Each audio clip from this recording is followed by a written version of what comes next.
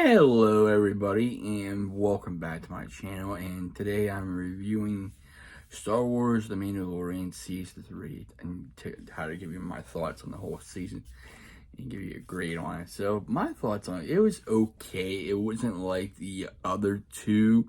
I think there was more side stuff. Mostly this season it focused on Bo-Katan and how she was more like, up angry in the beginning of the season until she gets more of the Mandalorians together. They have a plan she's more with Dan. You can sense like some people are because they thought there was gonna be something between Dan and Bo Din or Bo and something like that, but it wasn't like that. They were good comrades working together and stuff like that. They main focus was take over Mandalore. She also saw the Mythra, which we thought was cool to see them sort of in live action as well. We get to see Zeb in this live action. We get to see how Christopher Lloyd's character was in this series. I didn't know about Jack Black or this, so I didn't really care for that, but nice to see Christopher Lloyd was in this episode, in one of the episodes, because I knew he was announced to be cast in it last year. And it was okay. Like I said, it did have Grogu, and it didn't seem much. He did gain stronger in the Force. And good, and they basically get to see we get to see R5. We get to, get to see IG-12, and which becomes IG-11 again. Basically Grogu. Some people were comparing it to Krang from Teenage Mutant Ninja Turtles, but this season pretty much focused on Bo-Katan. You have Din Djarin and Grogu in the background.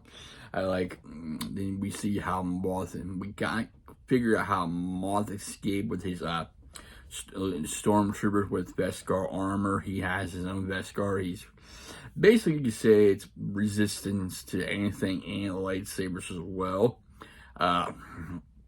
We know he had it based on Mandalore as well. We also know he's involved the Shadow Council of the Empire. Got to see Huck's dad in the episode. We get to see characters they all mentioned thrown into it, but like this is mostly a focus on Bo-Katan, them getting all Mandalorians together from both clans, Night Owls, and the other, I forget the other clan, the regular. So they actually do work together. We thought the armor was a spy because she's changed real quick. She changed real quick from seeing, because Bo lost her home. Her home was destroyed by the Empire. They do escape. They go to where the Enclave of the other Mandalorians are. We lost Paz Biz at the end. And said, I wish he could have been there with Mandalorians as well, but it's unfortunate he passes. Kind of sucks though, because he was like the heavy and all that stuff. Like that, he thought the pirates took over Navarro. You have to see Pershing a little bit of what he's doing, but until he meets his end of his phase of that spot for Gideon and stuff. But now we see Gideon get burst in the flame. He's now pretty much done. So who's going to take over the villain? Well, we know the Mando is going to work for the New Republic, and he's going to be doing bounty hunting again. So for credits of him and Din Grogu, since now it's his son. So I think Grogu will be strong. I think we can go.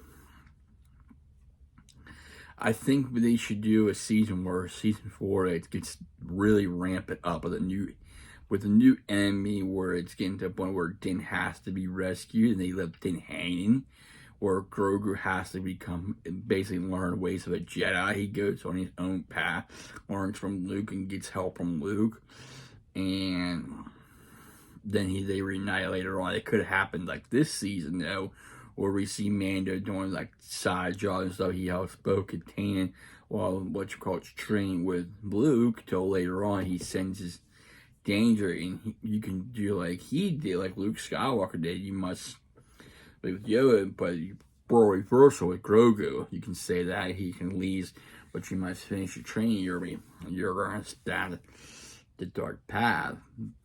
You can have it say him facing the Sith Lord who would escape. We can see how Grogu escaped Order 66. Kellen, which is played by Esmond Best, which is really cool. like the little flashback. We always get a little flashback. We know how he escaped, but I like to know how he survived with Kellen. It's how he, got away, where they go, where they fled. It'd be nice to see that little side. Where did they go? What happened to the Jedi? Was it Vader eventually hunt him down? Or who else helped Grogu during that time? So it's interesting to see what we get to see. Finally, get to see his planet species or something like that, where his species wiped out.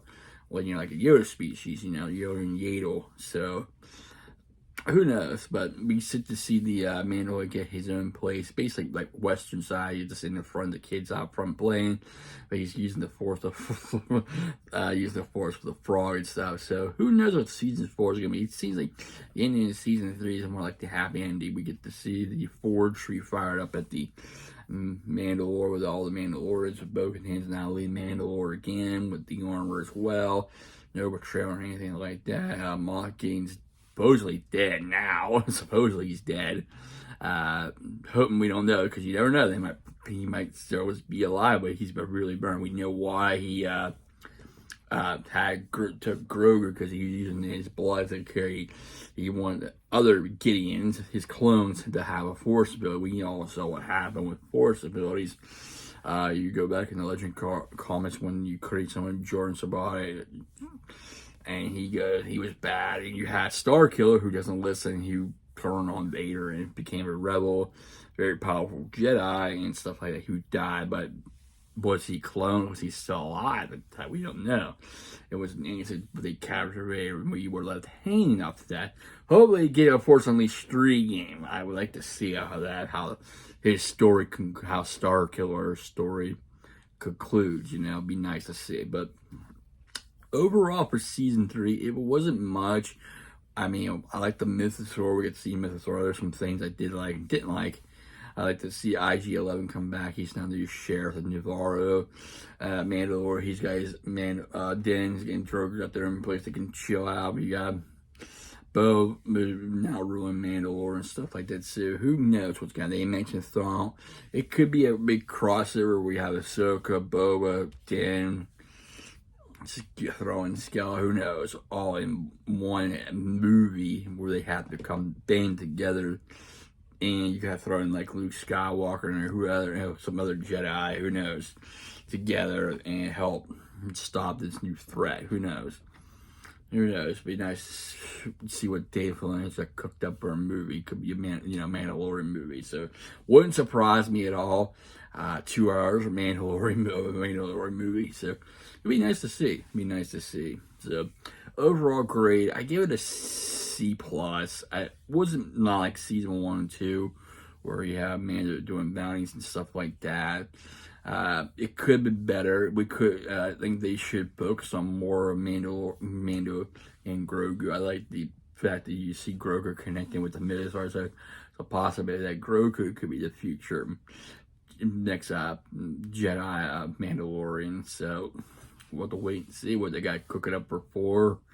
Or who knows? So they could end it here. They could say we're not going to make it more, but they did confirm there's going to be more seasons coming. So we're not there yet. So I think we should have one where it's dark, really dark, and where Grogu has to go back and complete his training as a Jedi. Then he gets Yoda's lightsaber. We see him grow up strong. He's talking and stuff like that to Din. And I see him and Din work together and stuff. So we'll have to wait and see. But like I said, I give season 3 a C+. A+ on 1 and 2, but season 3, it was just more like mostly you focus on Bo-Katan, but it's supposed to be Din and Grogu's story. But I guess they took a backseat to Bo-Katan in this one. But overall, C+. I thought it was okay. It could have been better, but it was decent in my opinion. So that's all I got to say about it. Anyway, hope you like my review. If you did, hit the like button. If not, that's okay. If you want to comment, go ahead. And if you like my other content, please subscribe to my channel. I really appreciate it. I thank all my subscribers for subscribing, liking, commenting, sharing, and viewing.